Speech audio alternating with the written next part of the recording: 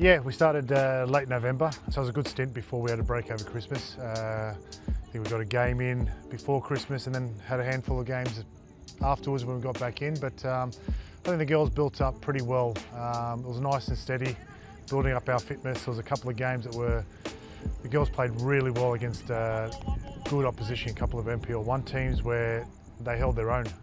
So there was some really good signs.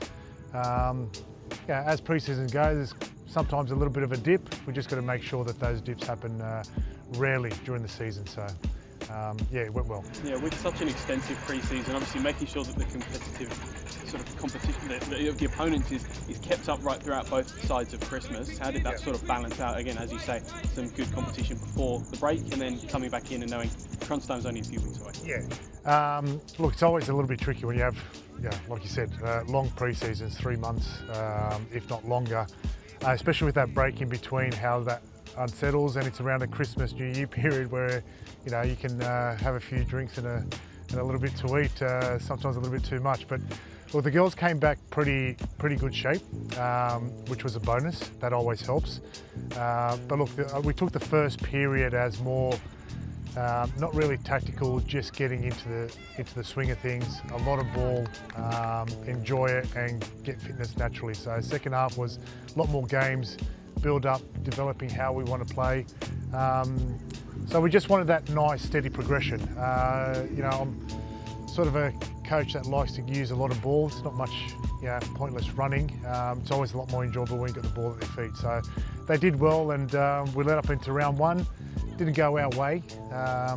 First round of the game, we probably had a little bit of nerves and didn't hit the ground running as much as we wanted to, but that's our monkey off the back, and the girls know that we've got a lot more in the tank than we showed in the first game. Of course, building a team takes time, and there's some girls that have been here for a couple of years, some I'm sure that have not been here for as long, but in terms of that cohesion, we don't talk too much about individual performances, we try and keep it as a team, but if there are some key standouts from pre-season, those to keep an eye on if we were to... Yeah, look, I think this year we've got a very balanced squad. I'm really happy with what we've sort of recruited. We've got a strong backline.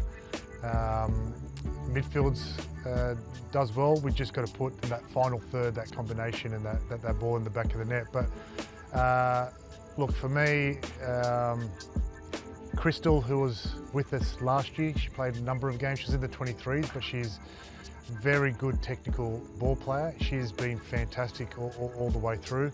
Zali Dean has come back to us. She took a year off last year. She was with us the year before. She was as solid as a rock in the back line. If I name them individually, I'd probably be naming 4 or 5.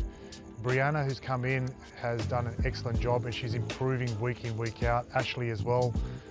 We've got young Catherine, who's only 17 in the midfield, technically very, very good, and she'll only grow.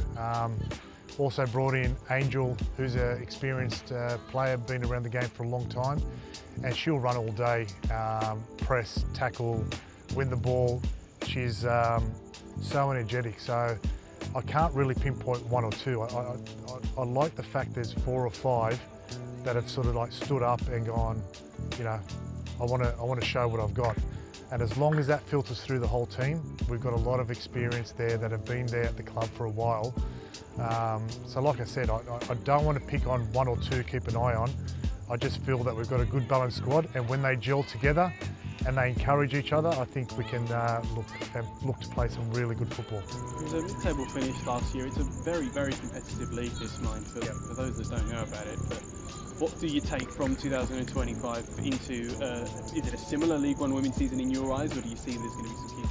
Look, I think with the women's game, there's always a lot of chopping and changing. It's not quite like men where there's a little bit more stable kind of transfers. There's a lot of shifts, and I know there's a lot of shifts this year. So who's going to really stand out will be interesting. Like we played Nepean in round 1, and they were the easy beats of last year, where this year they're looking a hell of a lot stronger. So it'll take a few games to see where everyone's at. But we were in midfield last year, finished I think it was 7th, and that was with a very thin squad. So like I said, we've got a lot more balance this year, a deeper squad to go in. I really want these girls to start pushing and knocking on that final spot. Whether that's achievable, time will tell. But I believe we have a squad, if they believe in themselves and they work hard, there's no reason why we can't be there. But we'll be on the table where we deserve to be at the end of the year.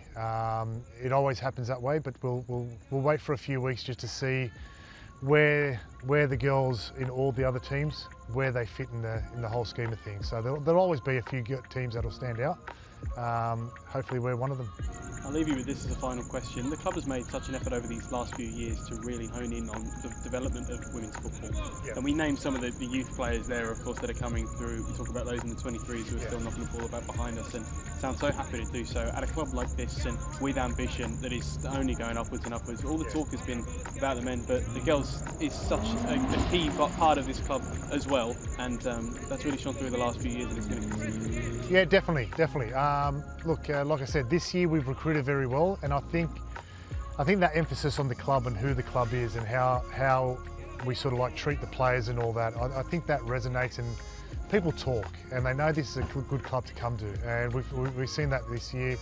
You know, I always tell the 23s girls, like last year, there's always opportunities. Yeah, you never know what happens, injuries, suspensions, you might need to be plucked up. So like I've told Cos in the 23s, and I've told the girls, if the opportunity comes, I'm not scared to use some of these younger girls. So it's good that we're starting to get in quality girls that actually want to come to the club, and that's credit to the club and what they're trying to achieve. And hopefully this year we sort of like take that next step where the following year there's more emphasis on the girls and there's more sort of eyes looking at us going, okay, I want to be part of that club, because it's a great club and we've got good people behind the whole organisation who want to see the men's and the women's, and let alone the youth.